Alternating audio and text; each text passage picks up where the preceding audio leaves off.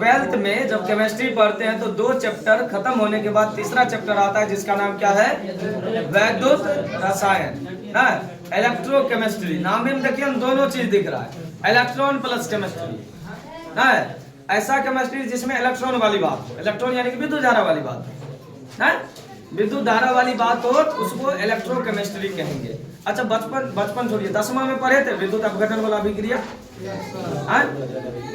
एक ऐसा अपघटन अभिक्रिया जब किसी से नहीं होता था तो विद्युत अपघटन करा देते थे ना, जैसे कार्बन द्वारा नहीं हुआ, एल्युमिनियम द्वारा नहीं हुआ, किसी भी चीज से नहीं होता था, सबसे जो क्रियाशीलता श्रेणी में सबसे ऊपर वाला तत्व है उसमें हमेशा वैद्युत अपघटन कराते थे। जैसे सोडियम है, सोडियम में कोई भी रिएक्शन काम नहीं करता था ना, जिससे वो सोडियम धातु को हम निष्कर्षण कर सके, सोडियम धातु का, तब हम क्या करते थे, सोडियम धातु के लिए वैद्युत अपघटन करते थे। जैसे नमक है, नमक में हम सोचेंगे सोडियम बाहर हो जाए, क्लोरीन बाहर हो जाए, तो कैसे करते थे, वैद्युत अपघटन। क्या है, वैद्युत अपघटन। तो आज हम उसी चीज को थोड़ा सा लेवल ऊपर करके पढ़ा रहे हैं आपका 12th में जो है।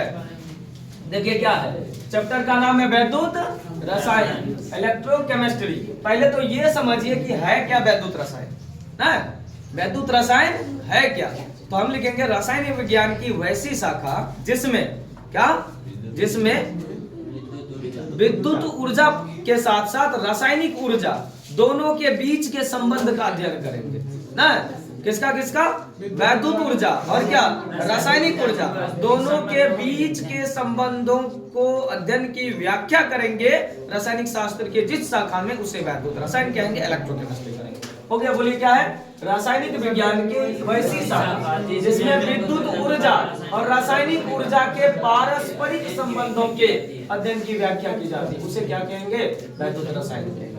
अब जो वैद्युत रसायन है, ये वैद्युत रसायन में 2 अभिक्रियाएं मात्र होती है। देखिए दो है ना, प्रमुख तो 2 ही होगा, एक है वैद्युत अपघटन और दूसरा है वैद्युत रासायनिक अभिक्रिया या वैद्युत रासायनिक। पढ़े पहले कभी, दोनों पढ़े हैं आप लोग, ऐसा नहीं कि नहीं। वैद्युत रासायनिक अभिक्रिया, आप बैटरी देखें, बैटरी में हमेशा वैद्युत रासायनिक अभिक्रिया होती है जिसके कारण आपको करंट मिलता है, ऊर्जा मिलती है, धारा मिलती है ना, विभवांतर बनाए रखता है उसके बीच, वो अभिक्रिया वैद्युत रासायनिक अभिक्रिया ही है। ठीक, इसके अलावा पहला क्या है, देखिए तो वैद्युत अपघटन अभिक्रिया। बोलिए क्या है, सीधा एक लाइन याद रखना है, वैद्युत अपघटन अभिक्रिया में विद्युत धारा का जरूरी पड़ता है, खत्म।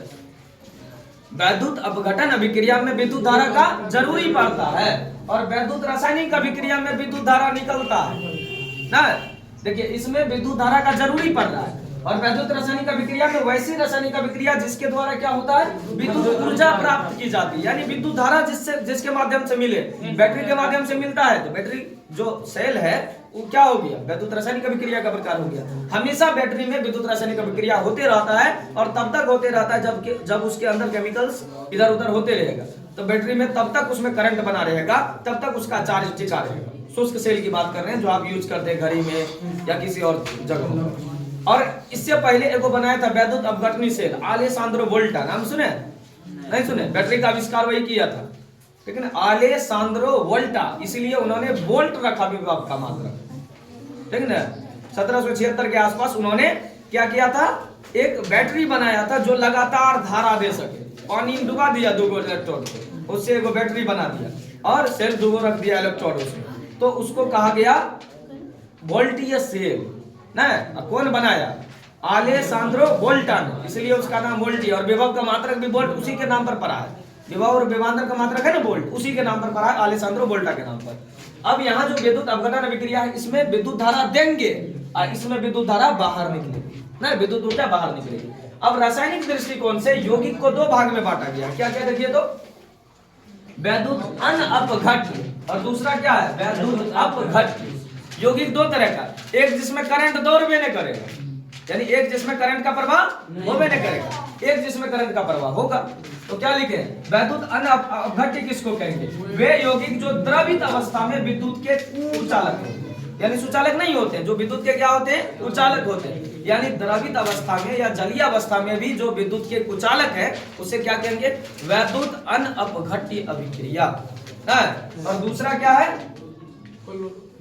वैद्युत अनअपघट्य यौगिक कहेंगे, और दूसरा क्या, वैद्युत अपघट्य यौगिक, जिसके जलीय विलयन में या जिसके द्रवित विलयन में क्या होता है, विद्युत धारा का प्रवाह होता है। आप नमक ले लीजिए, क्या नमक, या पानी ले लीजिए, पानी में नमक को घोल दीजिए और उसमें करंट दीजिए, तुरंत दौड़ेगा।